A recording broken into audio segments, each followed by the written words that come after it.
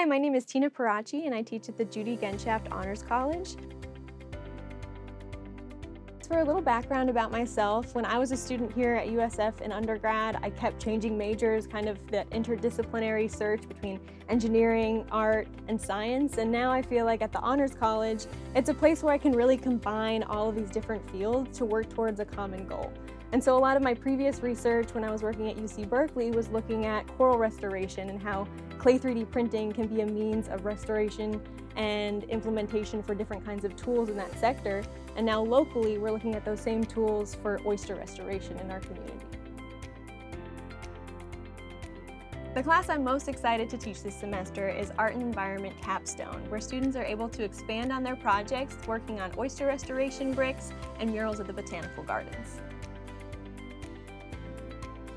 I'm inspired by patterns found in nature, whether it's the patterns that we see in our brain or in brain coral in the ocean or aerial views of the planet. This notion that there's something going on with these echoes of shapes and geometries, and that's something that I try to tie into the classroom and into my own personal artwork.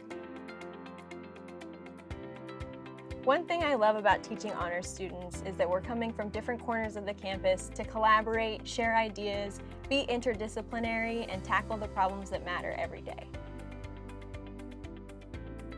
If I had one bit of advice to share with students, it would be to create your own reality.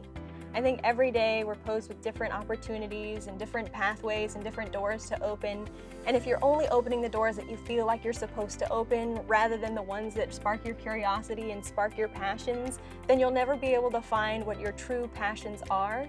And I think exploring all interdisciplinary fields is the best way to truly find what's meant for you.